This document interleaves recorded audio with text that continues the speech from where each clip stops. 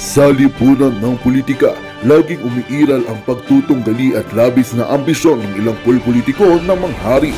Malinaw na nakikita ang paggamit ng kanilang kapangyarihan at impluensya upang isulong ang kanilang pansariling interes at kapakinabangan. Ipinapakita nito ang kawalan ng integridad at pagmamalasakit sa bayan, kung saan ang kanilang pangunahing layunin ay ang mapanatili ang kanilang kapangyarihan at kayamanan sa kabila ng kapahamakan ng sambayanan. Sa madumi at maruruming larangan ng politika, ang mga mamayan ay nagiging biktima ng mga mapanlinlang na gawain ng ilang opisyal na kung saan tila ba hindi na nila iniisip ang kanilang tungkulin at responsibilidad sa bayan. Ang mga netizens at iba pang kritiko ay hindi nag-aatubili magpahayag ng kanilang saloobin sa mga ganitong pangyayari. Kanilang tinutuligsa ang katiwalian at pagmamalabis ng ilang politiko, pati na rin ang posibleng kahalagaan ng pera at impluensya sa paghahalal.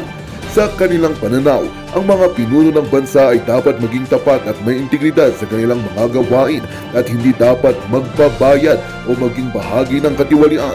Subalit sa kabila ng mga batikos at pagdutol, patuloy pa rin ang pang-aabuso ng mga kontrobersyal at katiwalian sa larangan ng politika na nagpapakita ng malalim na suliranin sa sistema ng pampolitika ng bansa. Well, isa nga itong katunayan na dapat nating pagkatutukan. Ngunit bago ang lahat, siguraduhin mag-subscribe at i-hit ang notification bell para sa patuloy na pagtutok sa mga sulyap ng bagong balita sa tunay na boses ng masa.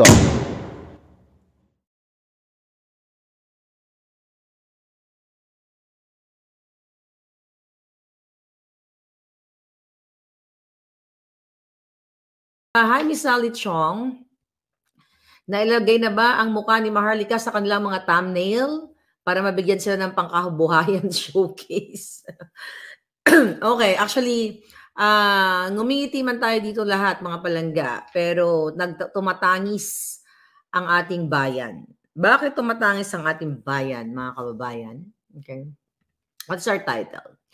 Kuting Lisa's Mugs, ipapa-shutdown lahat. Okay.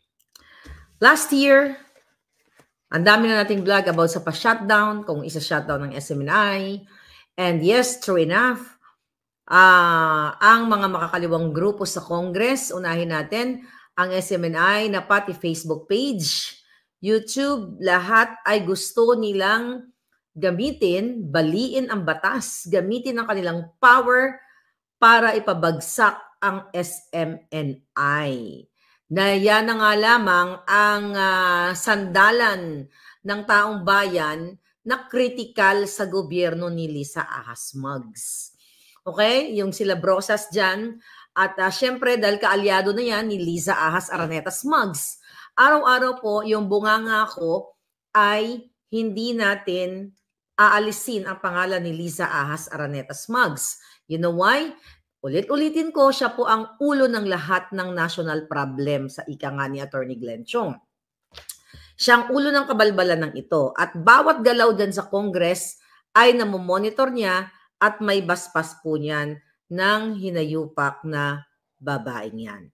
So ngayon mga kababayan, tignan natin dito. Umubo pa ng hitad. So ngayon mga palangga, ano ang impact na naman ito sa ating bayan? Diba? Parang hindi ko nakikita yung sarili kong Facebook. Okay? Baka nilunok na ni Lisa Smugs. Tignan ko lang yung monitor ko ng mga comment ninyo para bonggam-bonggam. Okay. So, yan po ay instruction ni Liza. Ang bago niyang instruction, ipa-shutdown ang lahat. Okay? Anong ibig sabihin nun? Ipapa-shutdown tayong lahat. Ngayon, na-shutdown na, nagwagi na sila doon sa ating dalawang Facebook account, which is Maharlika Buljakera and Maharlika. So, napa-shutdown na nila ang SMNI sa pamamagitan ng pagsuspende ng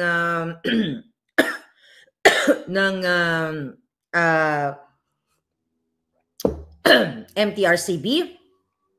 Okay. So, ang daming pina-shutdown. Mayroong mga pinagurgur, 'di ba? Na hindi lang natin alam yung iba behind the scene at nauna actually diyan si Percy Lapid. I don't know ano naman ang kaso sa kanya. Dahil ulitin natin, tayo ay critical sa buwakan ng inang gobyernong itong Liza Ahas Araneta Smugs. Kung natatandaan ninyo mga kababayan, noong November of last year, sinabi ko sa inyo na nag-hire si Liza Smugs ng isang foreign firm, okay, na pangalanan nating si Mr. Peron. Okay, si Mr. Peron. Si Mr. Peron ay isang foreign firm na binayaran ng pera ng bayan ng gobyerno dahil sa utos ni Liza Smugs. Ano ang utos ni bakit nag-hire si Liza Smugs? By the way, sa hindi nakakaalam, during the campaign pa lang ay nag-hire na si Liza Smugs na mga taong magmamanman sa mga taong straight. Okay? When I say straight, during the campaign period, kapag ikaw ay opposing sa kanyang mga planong smuggling, sindikato, and everything, papakuha niya yung telephone number mo at ipapa-wiretap niya. Gawain na yan ni Liza Ahas Araneta Smugs. Paano ko nalaman yan? Baka sabihin na naman ng mga Jutang Jenimes, alam mo pala. Okay, bakit hindi ka kumibo? Nalaman ko yan nung nakikipaglaban na tayo dito. Marami mga puting asa nagsabi sa atin at like after na nang nanalo si Kuting.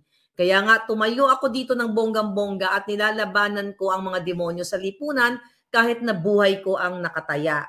Ngayon, itong Mr. Peron na ito, mga palangga, okay, si Mr. Peron, okay, ay hinire ni Liza Smugs last year pa, okay, para what? Para ampatin ang bumubugang apoy na mga kritisismo kay Kuting at lalo na sa kanya, kay Liza Smugs. Diba? Remember the Department of Agriculture, kapalpakan ni Kuting, okay? Kapalpakan niya, medyo natigil na ampat ng konti dahil, umalis siya sa agriculture. Nandiyan si Chu Laurel na isa pang nagsinungaling sa kanyang credential. Diba? So, naampat nila ng konti yan. Pero dito sa atin, sa ating Facebook, sa ating channel, hindi natin sila pwedeng kalimutan yon. So, by the way, sa lahat ng mga ulitin ko to, kailangan ko paalala sa inyo, sa lahat po na gustong mag-follow sa aking Facebook sa Maharlika Network at Boljakan, mga kababayan, make sure na dyan kayo nakaklik sa link dito sa live na ito. Yan po ang legit. Kasi nga, makapangyarihan ang ahas sa lipunan dahil lahat po kayo, kahit sabihin yung ordinaryong citizen kayo, wala kayo sa gobyerno, minamanmanan kayo. I'm telling you, isa shutdown tayong lahat. Martial law. Mamaya i-connect natin to sa speech ni Liza Smugs sa La Union. Kung paano ma-open ang inyong mga mind. So ngayon, mga kabapalangga, so November last year, dahil bagsak nga si Kuting tungkol sa issue ng agriculture, sa pulboronic, na involvement nila with the Sayarot at iba pang mga kontrobersya. Loto, ayan, gusto nilang kalimutan, ay nag-hire si Liza Smugs gamit ang pera ninyo, pera nating lahat, pera ng bayan, ng isang Intel firm na kung saan ay mag-a-advise sa kanya at magmo-monitor ng tunay na survey ni Kuting. So since bagsak si Kuting, di ba? Recently, mas mataas pa rin si Inday Sara sa kanya. In the past, laging mataas si Inday Sara sa kanya. Nilalamon siya ng buo. So anyway, itong si Mr. Peron, okay, we will call him Mr. Peron. Si Mr. Peron ay isang bonggang-bonggang eksperto pagdating sa pag-a-advise o PR, Black Ops lahat. So ang payo kay